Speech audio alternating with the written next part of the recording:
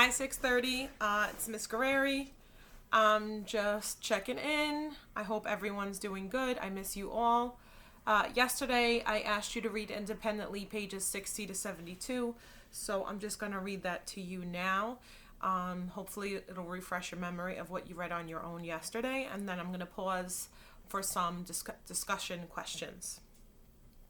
So we're on page 61. And this is the actual diary of Lee Botts. And if you look in the PDF, it's written in capital letters and it's written in a different color because now we're switching from the letters that he was writing to the personal diary that he's keeping to give to himself. He's not actually sending these letters to Mr. Henshaw. Now he's just writing them to get his feelings down and to work through his feelings. And if you can see here, this never works. Oh, you could see a little bit up at the top. It's in a different font. Saturday, January 20th. Dear Mr. Pretend Henshaw, every time I try to think up a story, it turns out to be like something someone else has written, usually you. I want to do what you said in your tips and write like me, not like somebody else. I'll keep trying because I want to be a young author, with my story printed or mimeographed. Maybe I can't think of a story because I am waiting for Dad to call. I get so lonesome when I am alone at night when Mom is at her nursing class. Yesterday, somebody stole a piece of wedding cake from my lunch bag. It was the kind catering by Katie packs in little white boxes for people to take home from weddings. Mr. Friedley noticed me scowling again and said, "So, the lunch bag thief strikes again." I said, "Yeah, and my dad didn't phone me." He said, "Don't think you're the only boy around here with a father who forgets." I wonder if this is true. Mr. Friedley keeps an eye on just about everything around school, so he probably knows. I wish I had a grandfather like Mr. Friedley. He is so nice, sort of baggy, and comfortable. Monday, January 29th. Dear Mr. Pretend Henshaw, Dad still hasn't phoned, and he promised he would. Mom keeps telling me I shouldn't get my hopes up, because Dad sometimes forgets. I don't think he should forget what he wrote on a postcard. I feel terrible. Tuesday, January 30th. Dear Mr. Pretend Henshaw, I looked in my book of highway maps and figured out that Dad should be back in Bakersfield by now. But he still hasn't phoned. Mom says I shouldn't be too hard on him because a trucker's life isn't easy. Truckers sometimes lose some of their hearing in their left ear from the wind rushing past the driver's window. She says truckers get out of shape from sitting such long hours without exercise and from eating too much greasy food. Sometimes they get ulcers from the strain of trying to make good time on the highway. Time is money for a trucker. I think she's just trying to make me feel good. But I don't. I feel rotten. I said, if a trucker's life is so hard, how come Dad is in love with his truck? Mom said, it's not really his truck he is in love with. He loves the feel of power when he is sitting high in his cab controlling a mighty machine. He loves the excitement of never knowing where his next trip will take him. He loves the mountains and the desert sunrises and the sight of orange trees heavy with oranges and the smell of fresh mown alfalfa. I know because I rode with him until you came along. I still feel terrible. If Dad loves all those things so much, why can't he love me? And maybe if I hadn't been born, Mom might still be writing with Dad. Maybe I'm to blame for everything. Now, 6:30. Do you think Lee Botts is to blame for everything? Wednesday, January 31st. Dear Mr. Pretend Henshaw, Dad still hasn't phoned. A promise is a promise, especially when it is in writing. When the phone does ring, it is always a call from one of the women Mom works with. I am filled with wrath. I got that word out of a book, but not one of yours. I am mad at Mom for divorcing Dad. As she says, it takes two people to get a divorce. So I am mad at two people. I wish Bandit was here to keep me company. Bandit and I didn't get a divorce. They did. Thursday, February 1st. Dear Mr. Pretend Henshaw, today there was bad news in the paper. The sugar refinery is going to shut down. Even though Dad hauls cross-country now, I keep hoping that sometime he might haul a really big load of sugar beets to Spreckles. Now, maybe I'll never see him again. Friday, February 2nd. Dear Mr. Pretend Henshaw, I am writing this because I am trapped in my room with a couple of babies sleeping in baskets on my bed. Mom has some of her women friends over.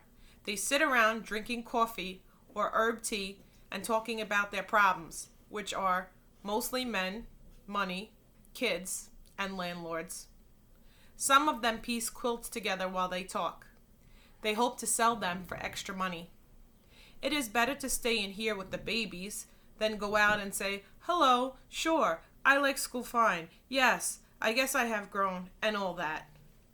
Mom is right about Dad and his truck. I remember how exciting it was to ride with him and listen to calls on his Citizens Band radio. Dad pointed out how hawks sit on telephone wires, waiting for little animals to get run over, so they won't have to bother to hunt. Dad says civilization is ruining hawks. 6:30, this reminds me of the virtual trip that you took to the zoo.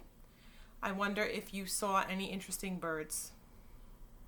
He was hauling a gondola full of tomatoes that day, and he said that some tomatoes are grown specially so they are strong so they won't squash when they're loaded into a gondola. They may not taste like much, but they don't squash.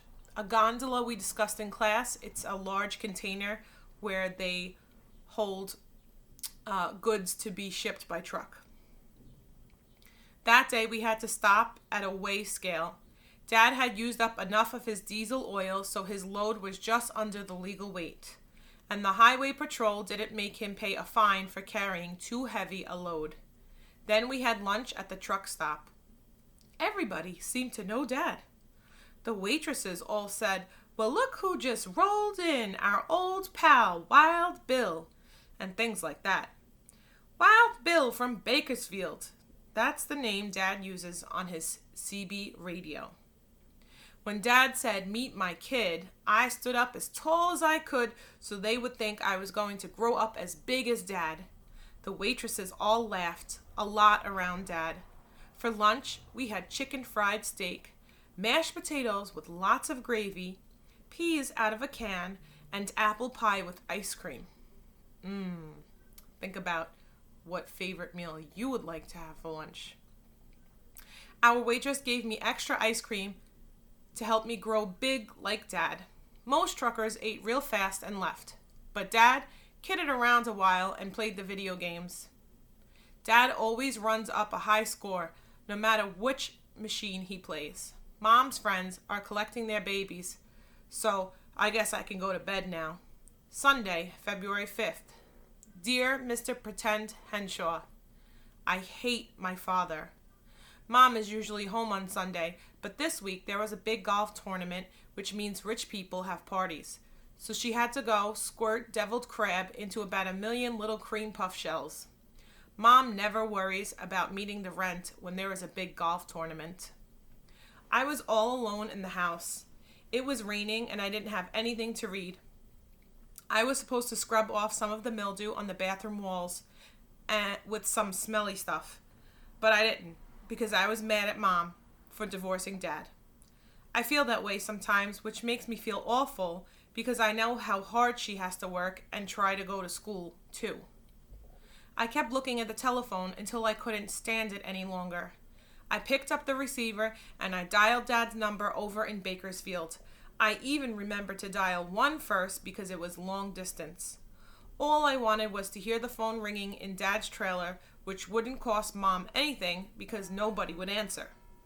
Except Dad. answered. I almost hung up. He wasn't off in some other state. He was in his trailer, and he hadn't phoned me. You promised to phone me this week, and you didn't, I said. I felt I had to talk to him. Take it easy, kid, he said. I just didn't get around to it. I was going to call you this evening. The week isn't over yet. I thought about this. Something on your mind? He asked. I don't know what to say, so I said, my lunch. Somebody steals the good stuff out of my lunch. Find him and punch him in the nose, said Dad. I could tell he didn't think my lunch was important. I hoped you would call, I said. I waited and waited. Then I was sorry that I said it. I do have some pride left. There was heavy snow in the mountains, he said. I had to chain up on Highway 80 and I lost track of time. From my map book, I know Highway 80 crosses the Sierra. I also know about putting chains on trucks. When the snow is very heavy, truckers have to put chains on the drive wheels, all 8 of them. Putting chains on 8 big wheels in the snow is no fun. I felt a little better. How's Bandit? I asked, as long as we're talking. There was a funny silence. For a minute, I thought the line was dead. Then I knew something must have happened to my dog. How's Bandit? I asked again, louder in case Dad might have lost some of the hearing in his left ear from all that wind that was rushing by. Well, kid, he began. My name is Lee, I kind of yelled. I'm not just some kid you met on the street. Keep your shirt on, Lee, he said. When I had to stop along with some of the other truckers to put on chains, I let Bandit out of the cab. I thought he would get right back in because it was snowing so hard. But after I chained up, he wasn't in the cab. Did you leave the door open for him, Dad? I asked. Big pause. I could have sworn I did, he said, which meant he didn't. Then he said, I whistled and whistled, but Bandit didn't come. I couldn't wait any longer because the highway patrol was talking about closing Highway 80. I couldn't get stranded up there in the mountains when I had a deadline for delivering a load of TV sets to a dealer in Denver. I had to leave. I'm sorry, kid. Lee, but that's the way it is. You left Bandit to freeze to death? I was crying from anger. How could he? Bandit knows how to take care of himself, said Dad. I'll bet dollars to donuts he jumped into another truck that was leaving. I wiped my nose on my sleeve. Why would the driver let him? I asked. Because he thought Bandit was lost, said Dad, and he had to get on with his load before the highway was closed. The same as I did. He couldn't leave a dog to freeze. What about your CB radio? I asked. Didn't you send out a call? Sure I did, but I didn't get an answer. Mountains cut down on reception, Dad told me. I was about to say I understood, but here comes the bad part, the really bad part. I heard a boy's voice say, Hey, Bill, Mom wants to know when we're going out to get pizza. I felt as if my insides were falling out. I hung up. I didn't want to hear any more. When Mom had to pay for the phone call, I didn't want to hear any more at all. To be continued. Page 72. Okay, 6:30. Couple of things. Lee Botts is angry at 2 people. Mom and Dad. He's angry at Mom because he feels like she got the divorce from Dad. He's angry at Dad because Dad is not calling him and he had to call him himself. The question for today is, what happened in the end of the phone call? What did Lee Botts hear in the background that made him feel really sad? How is he feeling? Have you ever experienced something like that? We'll talk about these questions tomorrow. Have a great day. I miss seeing your face so much. Hope everybody's doing well.